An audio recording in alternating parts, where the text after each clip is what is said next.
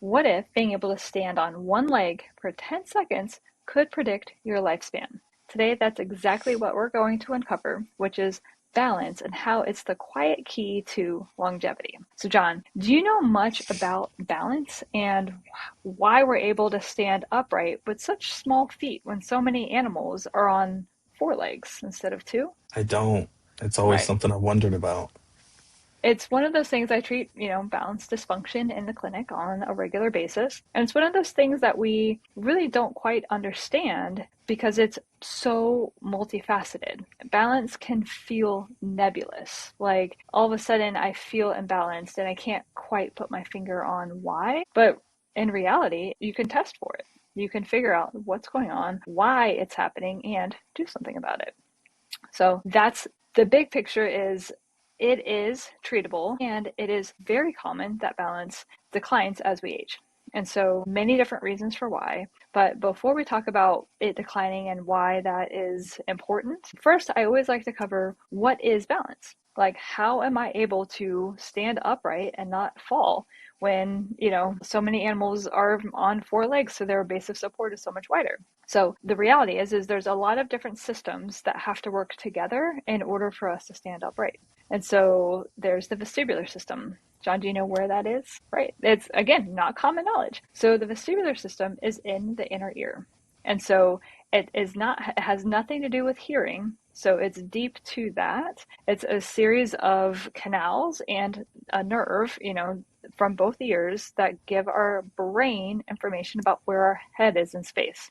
So when I move my head quickly, I get fluid that flows in these semicircular canals and it tells my brain my head is turning to the right. I don't have to think about that. I can close my eyes and turn my head to the right and I know I'm turning my head to the right. So So is that why sometimes, like when we get like ear infections, sometimes people will say like, "Oh, my equilibrium's off." right, exactly. Because of the inflammation from the ear infection, then that's what puts some stress onto the vestibular system, which then you feel like, oof, wow, I kind of feel unsteady. It's because the side of the ear infection, this ear, let's say it's my right ear, is giving me this like choo choo, this signal, right? And that one might be wrong, right? Because of the inflammation. And this ear is giving me this signal, and this one's going choo choo choo. And then the brain goes, whoa, I don't know what to do with this. And so it's a lot of different things can happen to the vestibular system, which makes us feel imbalanced. You can get a virus, a head cold, and that can attack the vestibular nerve. And all of a sudden you're like all over the place. So you've got these little crystals in there and they can get dislodged and it feels like the room is spinning when you roll over to try and get up. So if that's not functioning well, then that's part of what can contribute to balance. Also, so that's one. Two is vision. So if I can see where I'm going, that helps me with balance, right? So my visual input that comes from my brain, from my eyes into my brain, it tells me kind of where I am in space. I see the floor is flat. I see I've got a decline, an incline, whatever it might be, and I can try and accommodate to that with my musculoskeletal system to be able to pick my foot up and over an object or whatever that might be. So that'd be a combination of systems where my visual system's giving my brain information and my brain does something with that for my musculoskeletal system to respond. But vision is huge. That's why if we stand on one leg and you visually stare at something that's not moving, like in a yoga class, they'll say, look ahead, stare at something, and all of a sudden you're not wiggling as much and you're standing on that one leg. So it's using, that gaze stabilization is what we call it, where we fixate vision on something, and then it helps everything kind of calm down a little bit, because we're just hyper focusing vision. And so that's vision, that's number two. And then number three is what we call proprioception. And so these are nerve endings around joints that help give our brain information about where our joints are in space. So when I'm standing on a flat surface, my ankle is going to be in, a 90-degree position. And so that's going to tell my brain, oh, this is the position of the ankle. That means I'm on a flat surface. Well, if I'm on a slanted surface, so if it's going downhill, like I'm going down a declined slope, then the position of that joint is different for the ankle. And then my brain gets that information and it accommodates for that, right? And so, or if I'm going uphill, that angle on my ankle is different. It's the same thing with proprioceptive fibers in our the back of our neck, like kind of up to the base of the skull. They're all over the place, and so that's kind of part of why when we have things where we're immobile for a period of time, let's say a surgery, and we can't put weight on that foot for a while, or you're in a wheelchair, or, things like that. And then all of a sudden you're like, I don't trust myself anymore. Part of it is that we've got decreased proprioceptive awareness. And then the brain's like, I don't trust this. I don't know what to do. And it starts getting guarded. Have you experienced this at all, John, before? Have. I know the answer to that. And it's weird, right? Like all of a Yeah. sudden you're like, wait, I don't like the way this feels, and you can't quite put your finger on it. It's like I didn't like all of a sudden just like stop like with confidence with moving in space. But if you have any period of immobility because you're recovering from something or an injury or whatever it might be, like it's gonna take a minute for that proprioceptive awareness to come back. And sometimes it does take therapy for it to come back. Sometimes that is the case and sometimes it's not. It depends on what's going on and the duration of time as well. And what we call comorbidities of, other things that are going on. So if we know these different systems, inner ear, vision, and proprioceptive fibers all help us with the information about how to stay balanced, then it's obviously a multi-system approach. It's a multi-system thing, which is why essentially having healthy balance indicates kind of health of these different systems as well. If you're not able to stand on one foot in balance, it could be the start of the breakdown of how the brain talks to the different systems and gets that information to do something meaningful. And so that is why it's really important to constantly challenge balance so that we maintain good balance. The other thing that we like to go over is why is it important in order to be able to challenge balance? Like, what do I do with this? And so it's one of the things, like we always say in therapy and in a lot of different areas of health, if you don't use it, you lose it, right? So if we don't use our balance, then we do lose it. So if we stop walking on uneven ground because we're nervous about standing on grass and feeling like we're unstable, then we'll stop being able to do it. Like if we stop transferring from floor to stand because I feel like I'm going to fall on my face, then we're going to stop being able to do it. And so a lot of balance is one, being proactive so you don't lose it, in general. And an easy way to stay proactive is how you work out. So one way I love encouraging people to exercise and stay strong is using your balance reactions while you work out. That means using unstable surfaces. It's like one of my number one things I love. So think yoga ball, BOSU, TRX straps, anything where you have to stabilize your body in space while you're doing some sort of strength training for a muscle or group of muscles. Because if you're constantly having to keep your body stable, you will always be able to keep your body stable. So, John, I know you've worked out with me before. What would you say is like the biggest difference between working out in a gym and then working out with like TRX, BOSU, yoga ball? Like what for you was like, whoa. Well, I think you kind of hit the nail on the head. It's all about balance. Right. So when you're in the gym, you're kind of standing in one spot, lifting weights, you're sitting down and lifting weights. Whereas when you use a yoga ball or TRX straps, like you're challenging the angles that your body is in, to do something different. So like if you're going to do squats and you do them on a BOSU, you're challenging your body to think about how you're going to stay balanced and use those proprioceptors versus when you're just doing a random squat in the gym, and you don't have to worry about where your feet are or where your body weight's going. You don't have to worry about any of that. Yeah. And I think that's like the key is that, I mean, yeah, if you're in the gym, you're super heavy. Like, I mean, people still have a wide stance and all of that, but the floor is stable underneath you. And Hmm. so you're not having to worry about that.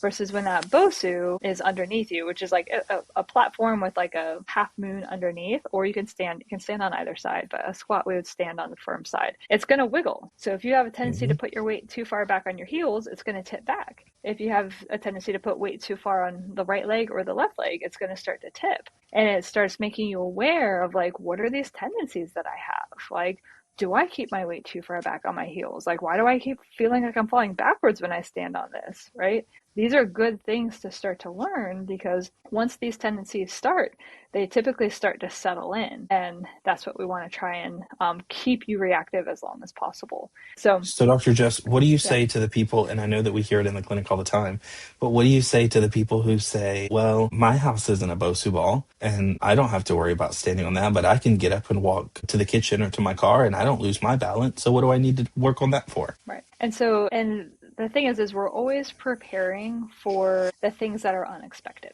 right? So, like, all of a sudden, let's say I'm leaving the doctor's office, right? And there's something going on the sidewalk, and now I have to walk through like really thick grass. And so now I'm putting my feet on these uneven surfaces, and like all of a sudden you're like, you just want to be able to walk through the grass, right? What if it's bumpy? What if it's uphill, downhill? Things like that.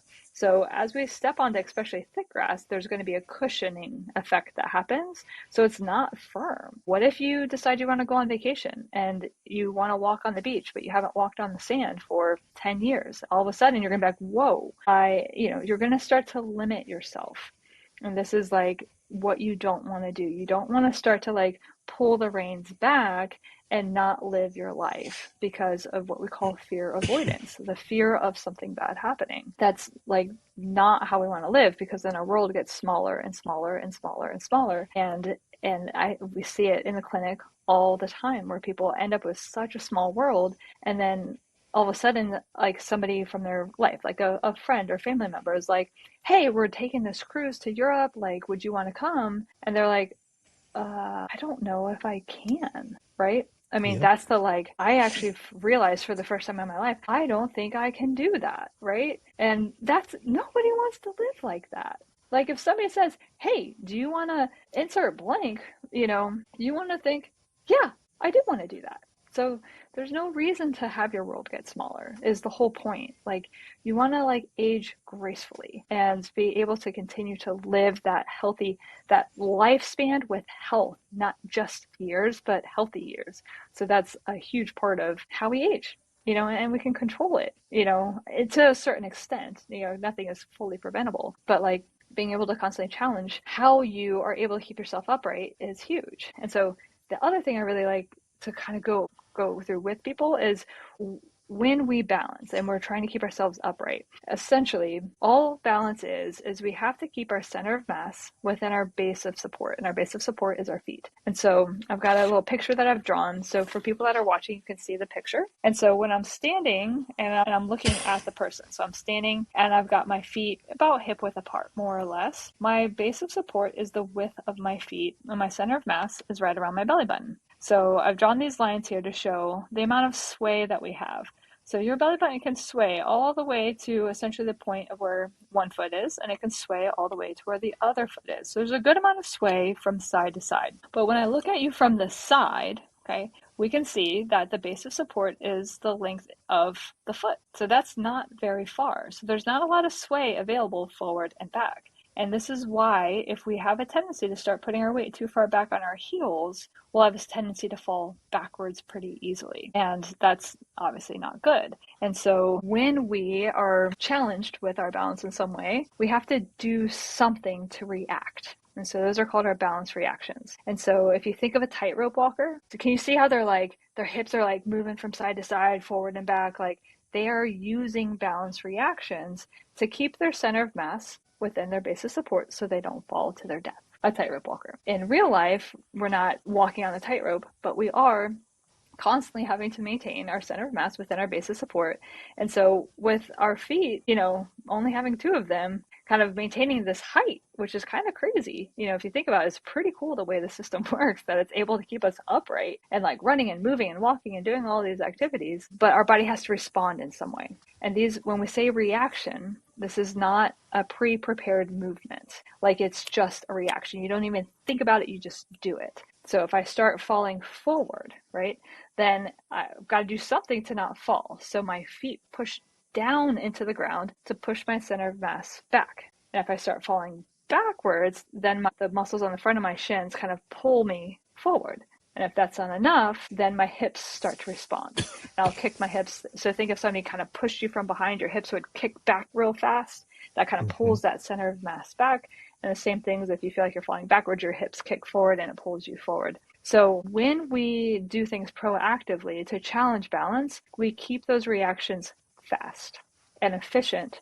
And then we don't have these exaggerated balance reactions where like all of a sudden I'm starting to tilt and it's like, and now I'll respond, right? So now I have a tendency to probably over respond. And then we get to this feeling where you're like, feel this amount of sway that's uncomfortable. And that's why people start feeling like, nervous. And so typically what they'll do is they'll put a cane or a walker in their hands. The issue with that is that now the brain starts to trust the hands and it stops trusting proprioception. And so if that isn't in your hand, or you start furniture cruising, right? You're putting your hand on a wall, you're putting your hand on a countertop, things like that. If you start to lose your balance and you trust your hands and nothing's there to catch you, you will find the floor, right? So that's kind of what happens. And so that's why anybody that is in this clinic that has gone through surgery and has been on an assistive device, then walker, cane, things like that. This is a huge part of transitioning off of an assistive device is retraining balance reactions. So we have to reestablish the brain connection with the ankle proprioceptors so that we use the ankle response. And,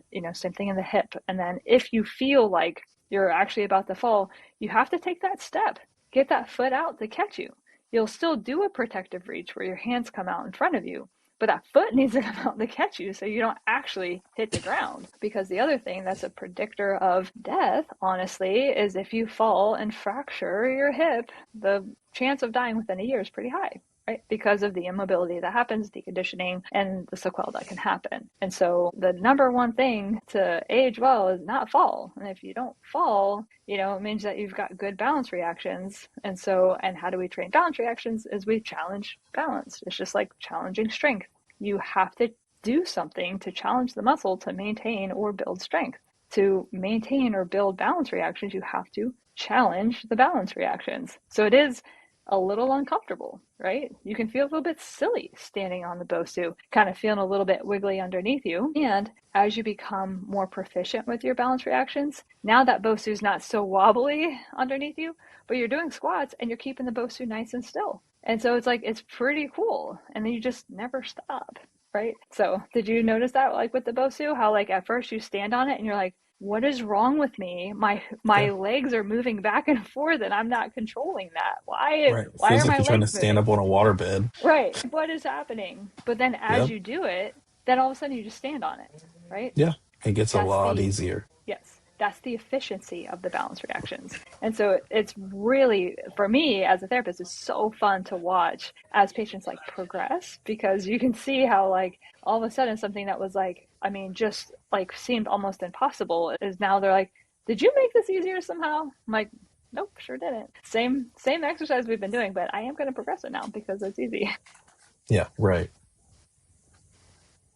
So, but that is the big picture of balance, is that we can treat balance reactively. That's physical therapy. We do it all the time on a reactive basis. In the evaluation, we would figure out what is going on, right? Is it static balance? Is it dynamic balance? So static balance just means, is it when I'm standing still, I start to sway backwards? Or if I'm standing still and I put my feet into what we call a narrow base of support, so I put my feet close together, all of a sudden, like they're like reaching for something, or we call it like that tandem stance, heel to toe. It's Mhm. like they're like, there's no chance that's going to happen. So that would be decreased static balance, and then we'd have to figure out why, right? Is it vestibular? Is it something going on vision wise, or is it proprioception, or is it a combination? Right? Could be. Then, or is it dynamic balance? So this is the ability to maintain the center of mass, which is around your belly button, as you move. So as you walk, now all of a sudden, like, do you have a tendency to like a common one is knees bent, gazes towards the floor. So now I'm way forward on like where my center of mass is. So now I'm more likely to like have that fall forward because I'm looking down, I'm pulling that center of mass forward. And if you don't pick up your foot just enough, and if your toe touches something, you're going down, right? It's going to happen. So Right. it's not a matter of if, but when, and this is classic decreased proprioception. So the individual is trying to use vision to give them all of the information because their brain doesn't trust proprioception. Classic. It could be inner ear too, but the vestibular system. But typically, you're gonna have complaints of some sort of like dizziness, lightheadedness, disequilibrium, spinning. Like that's gonna be pretty classic vestibular. Versus proprioception, you're gonna see with like use of hand holding on thing or like looking down. Like it's just like crouched down. They're like, constantly bracing for impact, which is increasing the likelihood of impact. Isn't it crazy how like we do these things that like everybody does? We see it so often and it always makes it worse, but that's what the body kind of chooses to do. Yep. So yeah, I don't know. So moral of the story is reactively, yes, we can help balance by training it, first identifying what's going on, why, and then putting together a specific treatment plan. But the idea is get ahead of it. Just make this part of your everyday life. So being able to like walk outside for exercise and including walking up and over curbs, uphill, downhill, like always just thinking like don't avoid things that are challenging, like keep doing it, never stop doing it. That's key. And then when you strength train, do things where you have to like work to maintain the position that your body is in, whether it's standing, plank position, whatever it might be, using TRX straps, getting a BOSU underneath you somehow, as long as it's safe for you to do that and then you're not going to fall. But like doing functional based strengthening is with an unstable surface, it'll work the stabilizing muscles, which are the muscles that stabilize our joints, which are key for long-term joint health, and it keeps the balance reactions nice and healthy and strong. So it's kind of a twofer, plus it's functional movement, so it actually helps you in everyday life. So like I'm just like a huge fan of functional movement with unstable surfaces. It's typically like you can buy something as simple as like just a piece of like thick foam. They call them, like if you search Amazon for like Airex, we'll link something in the description as well. But even something as simple as that and putting one foot on and doing lateral lunges with one foot on an Airex, right? That will work your ankle stabilizers and some ankle balance reactions. So if you're doing lateral lunges and you're going to weight those down, put a little something underneath and then boom. Now, with the same amount of time that you're spending to strengthen your legs, you're getting so many more benefits. Especially, let's say you have a history of some ankle related issues, like a history of ankle sprains in the past. Like keeping those smaller muscles nice and strong will help you not re-sprain that ankle. So I've been there. I was the person that, major tear in my ankle. I run, I do everything I want to do, never had surgery. And I keep my ankle stabilizers very strong with how I cross train, so that as a PT, I'm lucky to have that knowledge, which is why I love sharing this knowledge though, so that other people can live proactively and not just wait for problems to happen. That reactionary mindset is something that a lot of us are taught to have. And I want to challenge that. I want to say you don't have to wait for this to happen. You can get ahead of a lot of this and just how you strengthen, very simple. And then we also have I've got an app that has a bunch of routines that include a lot of this stuff, which is helpful, for how you cross train. So we'll link that in the description below as well. But, one piece of equipment that either is at the gym or that you can buy easily online is really all you need. And, never stop challenging your balance, and it won't decline, which is pretty cool, right? For sure. Yeah. The end note here is balance is actually a huge predictor of longevity, because if you stop feeling confident with movement, you stop challenging yourself in life, and your mobility starts to get less and less and less. Deconditioning happens, atrophy happens, and that's when the brain, the organs, the musculoskeletal system, they just decline faster than you need to. And so I was on a run this morning, and one of my neighbors was out. She's in her 80s. She doesn't run anymore. It's a walk jog, right? But she's out there 3 days a week in her 80s, up and down curbs, sidewalk, all over the place. And, I had my dog on the leash, and, he came up to say hi. She didn't jump. Oh my gosh, you're going to push me over. She was confident, because she always continues to challenge herself, navigating uneven surfaces, keeping her body healthy and strong. And it's she's my hero, right? I want to be in my 80s still out jogging. right? Right. And able to jog and able to step up and down the curb and through the grass and, on the sidewalk and, and not think twice. Hopefully I'll be lucky enough to have the rest of my body hold up to be able to do that. But, that is the goal, is to just never stop, never stop. So stay tuned for next week, because we've got more information coming to you all about longevity, things that you can do not only reactively but proactively, and also share this information with somebody that you know, because it might be helpful to understand that balance is not nebulous. It is very concrete. You can test for specificity of what's going on with balance, and you can improve it. I don't care how old you are, you can improve it as long as you have the ability to learn. So advanced dementia, probably not. Other than that, we can improve it. Even in cases that seem difficult, typically if you what we call dose it appropriately, meaning not too hard, not too easy, and it's specific, then you'll see benefit. So, all right, everybody, stay tuned for next week.